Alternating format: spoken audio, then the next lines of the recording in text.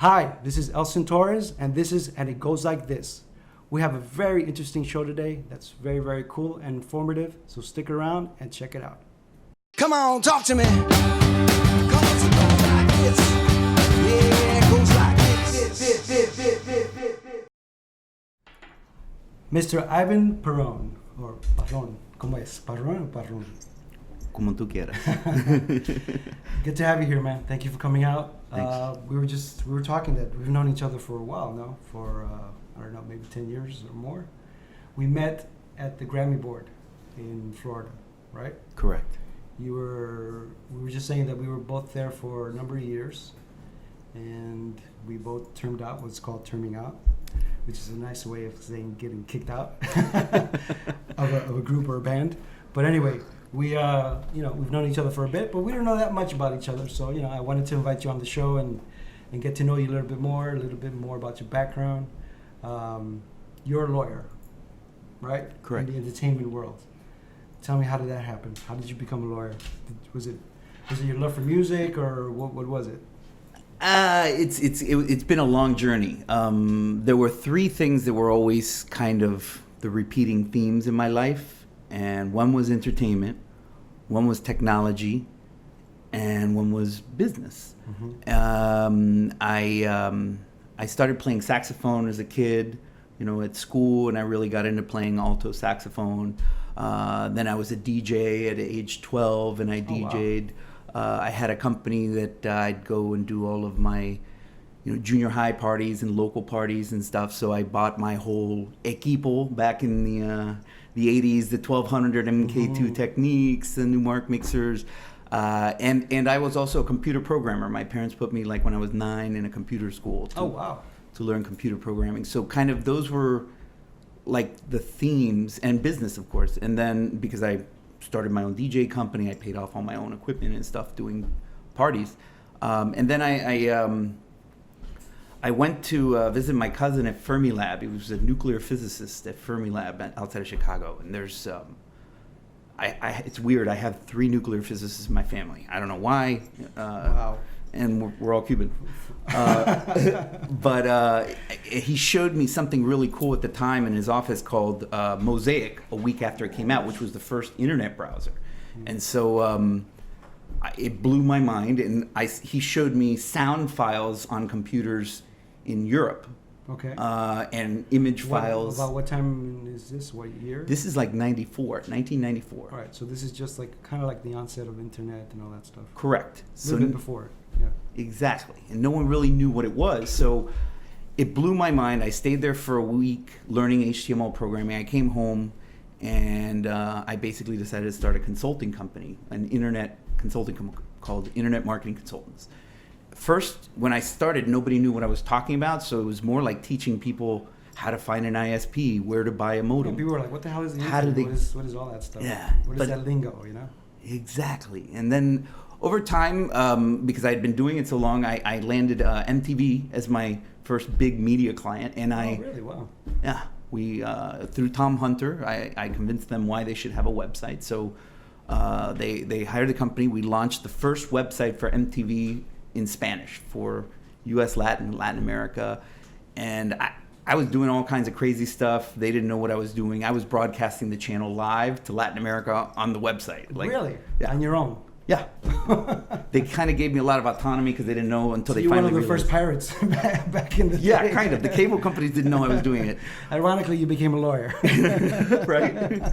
So, and then I started working with other media companies, and then that's kind of when I saw all of these .coms and the boom, and I'm like, I got to come up with something that I want to do. What kind of business can I come up and do a .com on? And the coolest thing were my company, I had computer programmers and graphic designers. Right. And they always had the coolest music. And I'm like, I'd walk into the office, I'm like, where are you getting all this music? And at the time, this is 97, it was all FTP sites, and different websites would go up and people would download music, and then they'd go down and change the next day. So what from there made you go into law? I mean, it seems like such a weird transition, Well, the next... Don't hit the table because it picks it up. Got it. You can press your hand, but don't. Yeah, sorry. Got it. Well, the next step was coming up with that idea, and I came up with an idea that I wanted to be the first online legal music store. Oh, wow. So I built the first legal online music store. I wrote a business plan.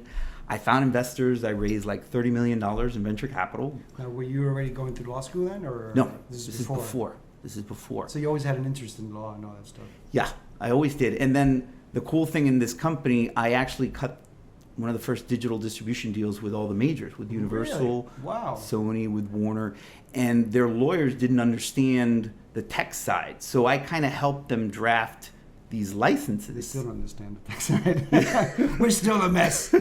Which we can talk about that now. The whole music monetization act that just, which is funny. That's a good segue because, you know, flash forward what 30 years already, right?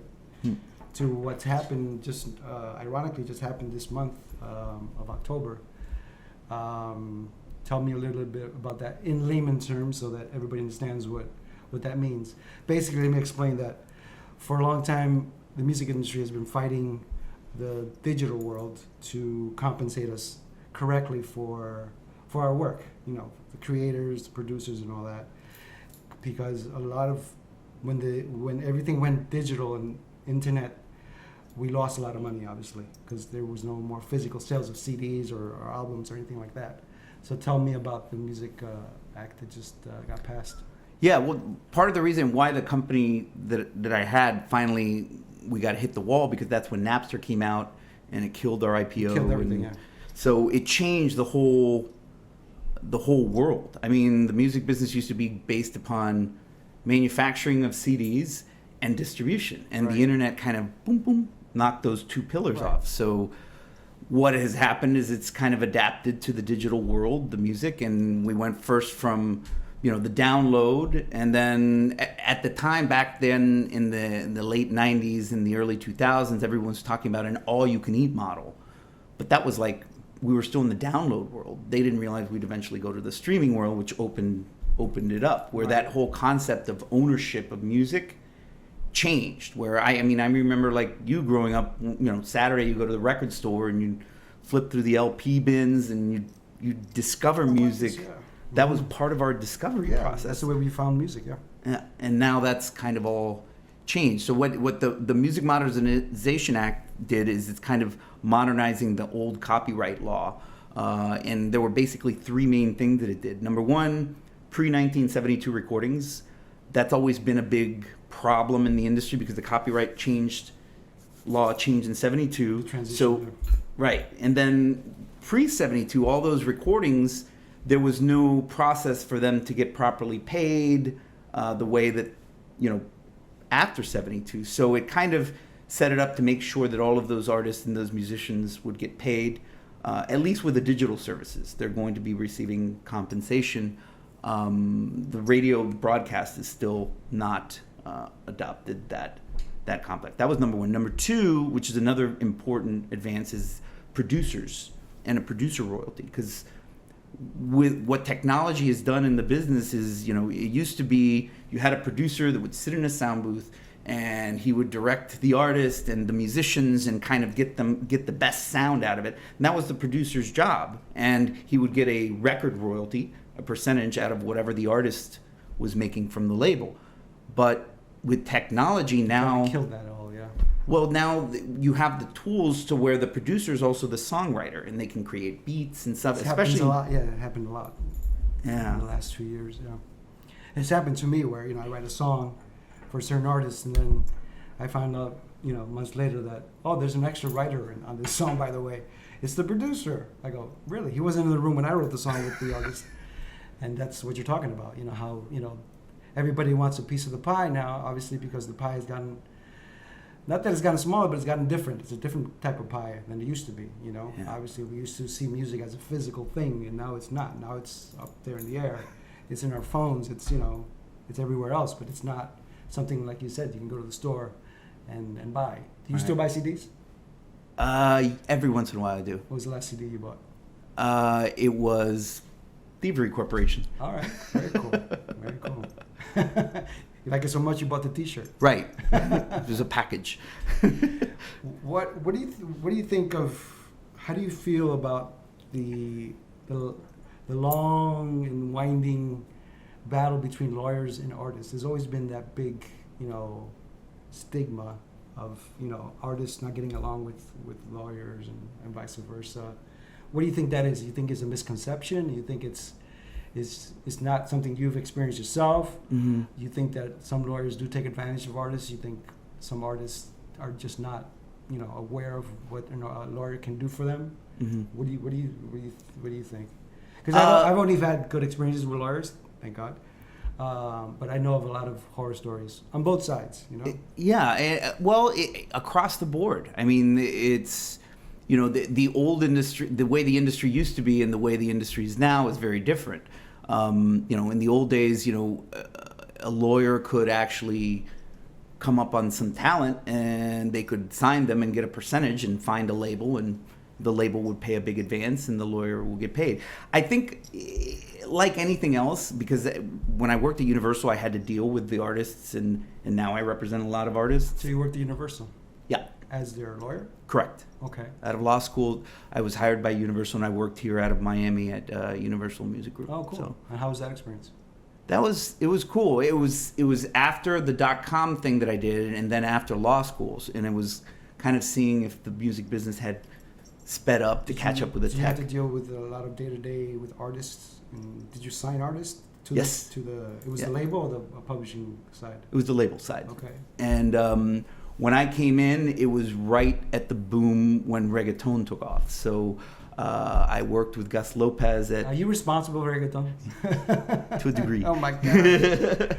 Okay. So we signed, Daddy Yankee, Wisin Yandel, Don Omar. It was just like one after the other, and it was just like a machine, and it just started to And explode. how were the contracts back then? Were they like the 360 deals, or were they more like the old school contracts? It was changing. It was starting to adapt more in that way because it was getting harder and harder to make the money just off of the recorded side. And that's basically what happened, is the evolution of music to the labels, where the recording used to be the cash cow, and the publishing was like the ugly little sister.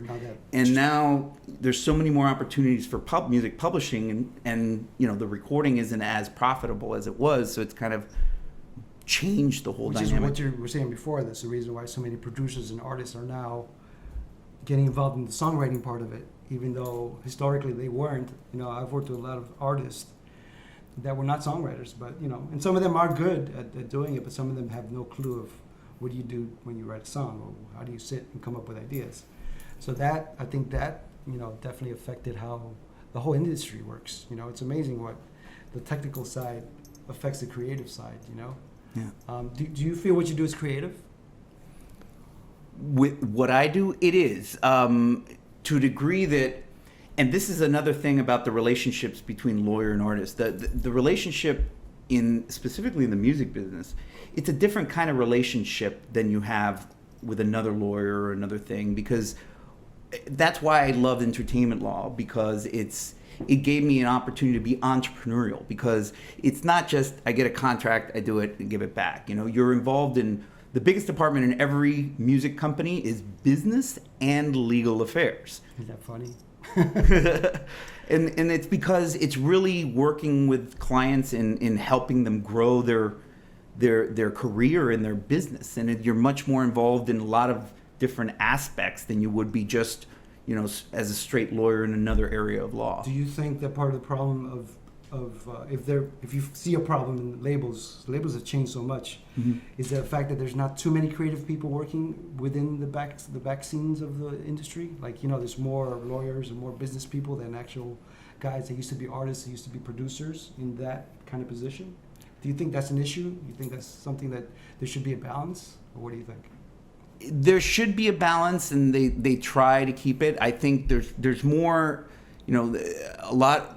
Labels have gotten out of the artist development business, and now it's more, they more like look on the internet and find, artists that have been able to achieve certain metrics of views follows and so forth, and then they cherry pick. Then they start at that point and say, okay, do they fit the model of an artist? You know, do they have the right sound, the look, the the vibe, and that all together with the following, then that's who they decide. Okay, let's pursue this. Do you think that's a viable way of discovering artists nowadays? You personally, like, do you think that's the right way to do it? Not well. No, that's a good way of finding music when looking at it as an object to generate revenues, but not the artistic talent that comes from being because an I artist. think one of the complaints that you will hear in the industry all the time is that there's no more artist development, from label sides. I think the few people that are developing artists are actually like management companies, if any, that will take the time and the money to invest in an artist that they see has potential. But think of a band like the Beatles back in the day. Would they have been able to make it in the current climate of the music industry? Will they get the opportunity to record up to an album like Revolver? We don't know, because it seems everything is so disposable nowadays, where an artist comes out with it. It's a singles based industry again. What it was pre-60s, 1960s, where an artist seems like has one shot, two shots, and if they hit, then let's keep putting money in it, and if it doesn't, then next. And it's, I think part of the problem is that people look for artists on social media based on how many likes or views, and I kind of see it as I understand that's part of it, and because it is important, and that's how we exist nowadays. We all carry around these things, and that's how we live. It's an extension of ourselves, but it's not the only way. Obviously, Exactly. people. I've noticed that people, and I'm still out there. I still perform and stuff, but I notice a lot of people don't like even going out to shows anymore. It's like they rather just stay home and watch stuff on on Netflix or anywhere else, and I think we're missing that part of it. I don't know. What do you think? I mean, do you think it's a viable complaint or observation? No, totally. I mean, it's really, with all the changes, I guess the business is still adapting, and there are so many more options. I mean, we are overwhelmed with multimedia from all different aspects. I mean, now we hear music. I mean, I walk around with my Shazam all the time, wherever I'm at. If I'm in the grocery store, or, wherever I'm at, and I hear something that I like, that's part of my discovery now. Is that where you listen to music the most, Shazam or Spotify or what? I use Spotify, I think, more than anything, because I just like the ability to kind of... Do you subscribe to it, or are you a free user? No, I subscribe to it. I'll confess, I'm a free user still. I'll take the commercials.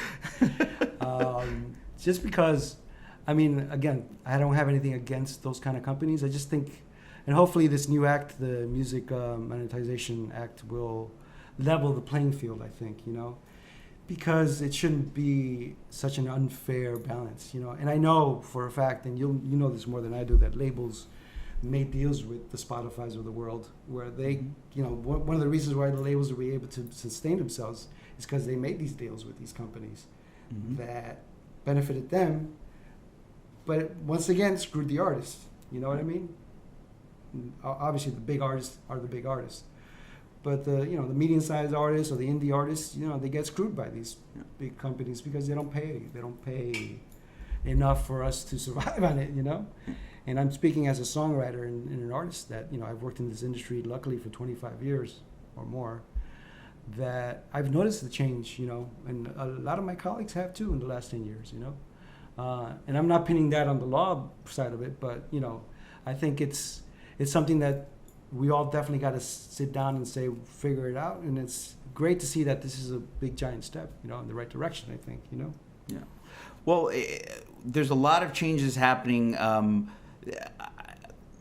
The changes on the label side, what I've realized, and I see it more now in private practice than I did when I was actually at the labels, is that, what they've done is it's for their survival, because those times of the big giants that control everything are gone, because the internet has really democratized the ability. I mean, I'll give you one example. I have had one client, and this is like the cool things and the weird things that happen with tech in the new world, was I had this artist, and she's from Brooklyn, young 23-year-old girl, and she did she writes music, and she does 2 music videos in her bedroom.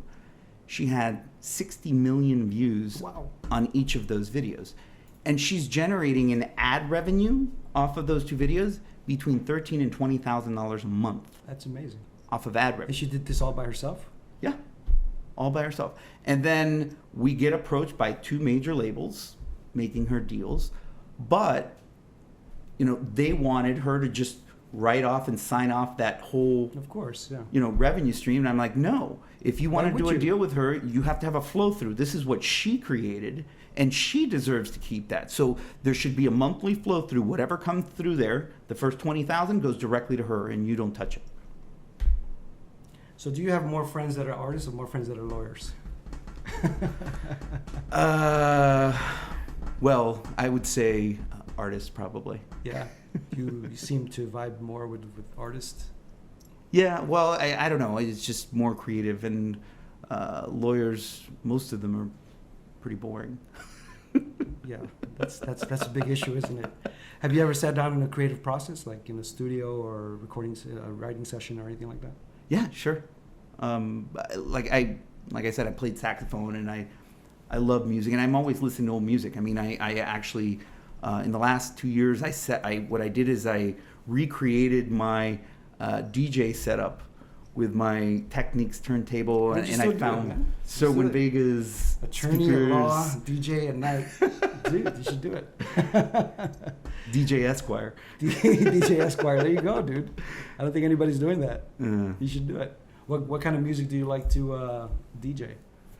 Well, funny enough, I still have all my vinyl from the 80s. Oh, wow. So I have across the board. I mean, I really like a lot of stuff, classic stuff like the Stones and Queen and stuff like that, rock and roll. I was very big into it.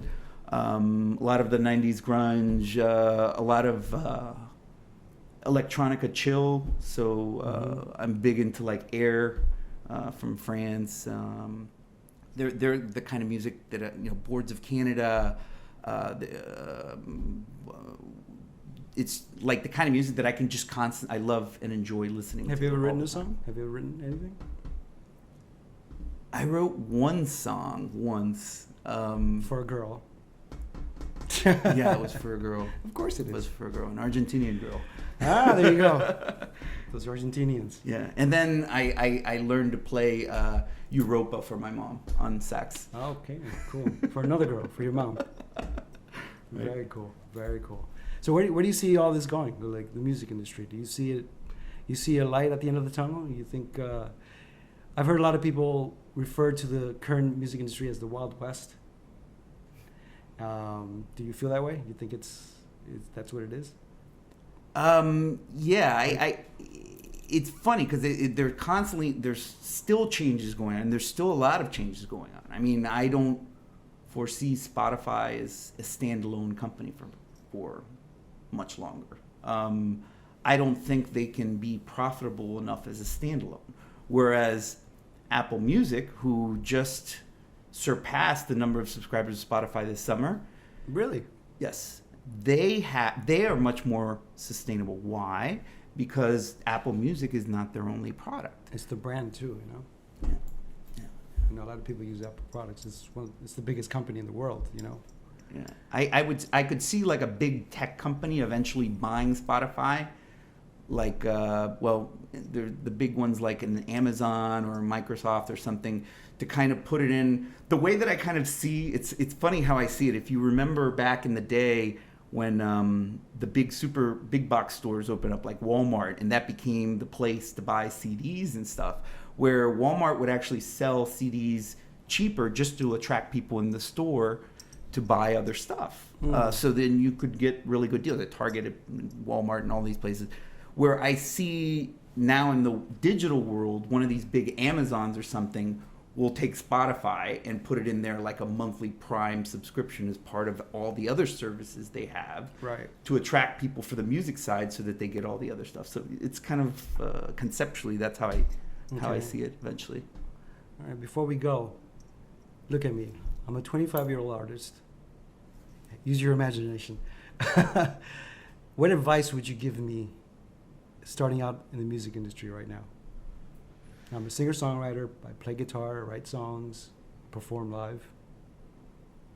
Well, the first thing is take the whole concept that anyone's built of you of what an artist is supposed to be, where the rock and roll stars were, the way that we were brought up thinking about it, because nowadays you have to be much more business savvy, much more tech savvy, and you're much more involved in not just the music and the creation of your music and your craft, but all of the things surrounding it, with your social media, with the technology, with who you're getting involved with doing your shows. It's a much more heavy business side, and you have to be prepared to be very entrepreneurial as an artist, number one. And number two, just focus on those things, because you have the tools there to democratize.